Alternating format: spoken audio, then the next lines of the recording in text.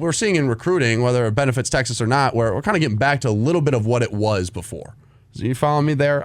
We're not having these, let's call it how it is, Michigan's quarterback, Bryce Underwood. That deal that was done prior is going to be a lot different now looking than it was. We've seen the numbers. About 70% of these deals, according to one of these reports that we see prior to this, would not have gotten past Deloitte and the third party that would be. So I do think it's kind of coming back down to earth a little bit. Now, that's benefiting teams like Georgia. That's benefiting teams like Alabama. Michigan had a really good weekend themselves as well, as they get the lineman from Hawaii that Texas was going for, Lee there. But again, I think Sark's built up a product here where you have spots you want to fill when it comes to recruiting. Guys want to get slotted in now, and that's important to them. Coaching staffs are important to them. And let's just call it how it is. There's a lot of good guys on this roster who committed last year that kind of have that next spot kind of filled already. Not that you can't earn it on the field, but seems like Sarkisian's honing in on a few guys, the Ojos of the world. A few guys were this weekend. How many of those commitments were actually going to get time? Well, that and really Texas was their number one option. Did you say there was one? Yeah, I mean, I don't have it in front of me. It's either Chase or Chance Calicut. Yes. He's a 4-star corner. He was reportedly a Texas silent commit, and then committed to Georgia. And I mean, it's a bad look. But yeah, I think Texas, the corner room is very solid, as you would say. But undoubtedly, it was a bad recruiting weekend for Texas. You missed out on a lot of targets and a lot of big names. We'll get the list going here. But yeah, I think, like you said, it's interesting. I mean, that's going to start to be the narrative, right? Now that you can't just pay people willy-nilly or people committing to Texas, I think there's a lot of time left. Mm-hmm. You're going to recruit until pen to paper, and the recruiting class will start to take shape. Steve Sarkisian is taking big swings at some of these names in this recruiting cycle, and obviously when you take big swings, you're either going to put it in the seats or you're going to strike out. Strike out, yeah. The thing is, we can be prisoner of the moment. I feel like fans, especially in the summer here when it's the dog days, listen, a lot of these guys, there's a few, I think, specifically, if they don't get a running back that they're liking, Xavier Crowell, Alabama commit, right? He's a running back out of there that just committed there this weekend. That could be a position Sark's still going after. The commitment, just because they've committed doesn't mean they're pen to paper just yet. I mean, things can change. So that's the deal there. We do see a guy that we brought up, Xavier Griffin. That was yesterday. This kid's going to be really good, and he is committed to Alabama. He was a USC commit originally, but he goes to Alabama, edge rusher, number 1 linebacker in the class, number 4 out of Georgia, 5-star.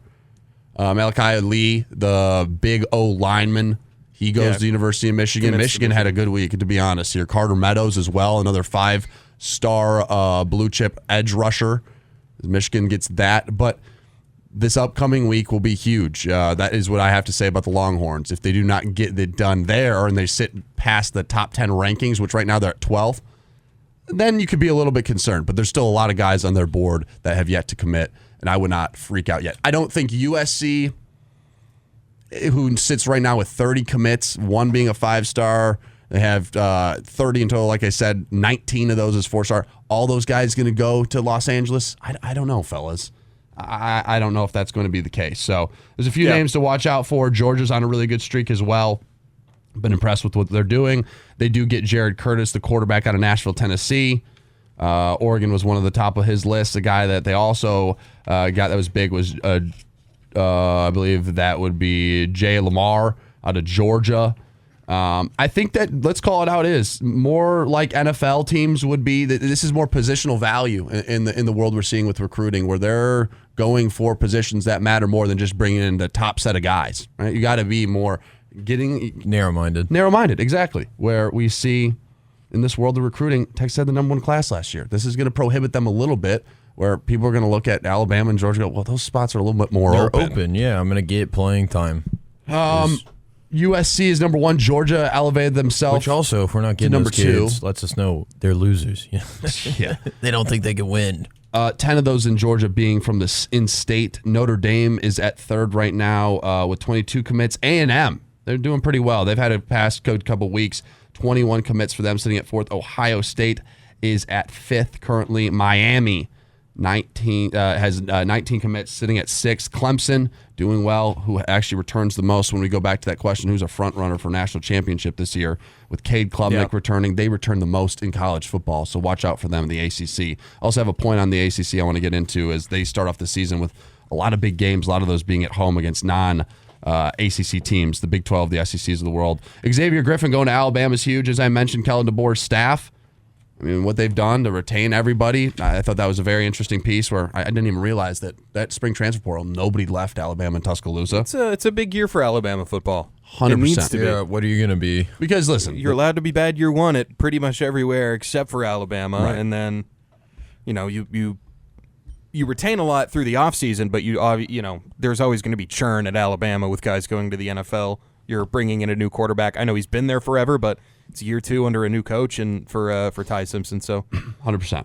Like I said, this with the House settlement and whatnot, everything going down, I think Sark, though, has built a program that will withstand the transformation as it kind of goes back to some being a little bit more normal compared to what we've seen these last few years. He's putting guys in the NFL. He's built the culture. You still got Felix Ojo on this list. Tyler Atkinson would be a huge get. I do believe he'll probably end up going to Georgia. This is the linebacker, 5-star. But you still have a lot of big names that have yet to commit, right, fellas? Bryce Perry, right, being one out of Georgia. Carlton, the edge rusher, who's a 4-star. He's out of Temple, Texas. We still have, like you said, Derek Cooper. Is that the one you were referring to? Or are you referring to the corner that committed? To which one? You were talking about The silent commit? Yes. That was Chase Calico. That was Chase That Calico. happened, I think, Friday? Yeah, Derek Cooper is out of, right now, they're really thinking Miami. This will come July 12th. That's why I said halfway through this month, we'll see. But Texas is on the list there. I just don't know how high for Derek Cooper, and the there's running back out of Hollywood, Florida. There's a few guys, there's a few names we'll be keeping an eye on it throughout the week that are set to commit this week. List here, Trenton Henderson, he's a 5-star edge. It seems LSU and Florida are kind of leading that. He's out of Pensacola, but that's a name to keep an eye on. That'll be on Wednesday. Another one, I'm not gonna pronounce this right at all, but it's Kendall Garville. Yep. I believe he's from Fort Myers, Florida. He's a 4-star defensive lineman. It would be a nice pickup. Well, watch for the out for interior of Caden Texas. Finley. I believe that would be a legacy player. Yeah, that's Jermichael Finley's kid. It seems like that one's been trending Notre Dame for a while, but you never know. Sometimes it's Texas, he'll be called Notre home. Dame, and A&M are the top 3, I believe, right now for that, Jack. Yeah, Kosi Akpala will commit this week. John Turntine, I believe, is the name you mentioned. Bryce Perry Wright as well. All those guys are going to be set to commit by next week. 4th of July commitment for them. So I would not freak out just yet is kind of the point. Yeah, I would assume Ojo's going to be here. It does That's make huge. this You get a 5-star. It does make this next round of commits seem a little bit more important 100%. when you miss 100%. out. The one concern absolutely is running back right now, is not getting that blue chip running back recruit that they've had in pretty much every class up until 2020. Now looking at 2026, and now with some of those names off the board, it's looking less and less likely that one of them will find their way to the 40 acres. I think Texas will be okay at running back. I know that there's a little bit of question now that Tashard Choice has gone back to the NFL, but there's still a lot of great talent in this room. Jared Gibson, Christian Clark are young and will be at Texas for a while. They could jump in the portal, but it doesn't seem like that would happen. They've had so many guys drafted in the last few years, and it's just a question of, can they keep that momentum going? Because I remember when Stan Drayton left, he's the guy that recruited Bijan Robinson, and everyone was worried about that. Yeah. And then Tashard Choice comes in, and he might have been better than Stan Drayton, and beloved on campus and beloved by his players. So that is an area of concern, but obviously you can attack the portal. Obviously, I mean, Trey Wisner, he was not a blue chip recruit. He was a 3-star recruit out of DeSoto, was great on that that state championship team. I think we're riding the line here of being, yes, absolutely a disappointing weekend, but also not that worried about it yet. It's not time to panic yet. It is. You With took your one on the chin, right. but there's a lot of time left, and there's no guarantee that any of these guys are they might decommit and recommit 2-3 more times. We'll know about John Turntine, the kid out of, I know he's out of Dallas-Fort Worth area. He's from Fort Worth, Texas. Get him. You get Felix Ojo. Your O-line right there just goes up significantly. Your rank itself is going to go up into the top 10. You can still have a top 5 recruiting class this year, and they can still go address the running back room. I don't think the Crowell even though he committed this past weekend to Alabama. I don't think the recruiting process is done for Texas. I think they're still going to be fishing for that guy. So I'd say the big winners of the weekend, though, are Alabama, Georgia, and Michigan Wolverines had a good one. I'll give them credit for what they did up there in the Big Ten. Land that edge. Landed the edge, as well as Lee, the lineman Texas was going for out of Hawaii. Hey, let's get back to it here. It has been a good Horns at Half Pass. We'll talk all things recruiting. Again, the question of the day is, who is the front runner in college football?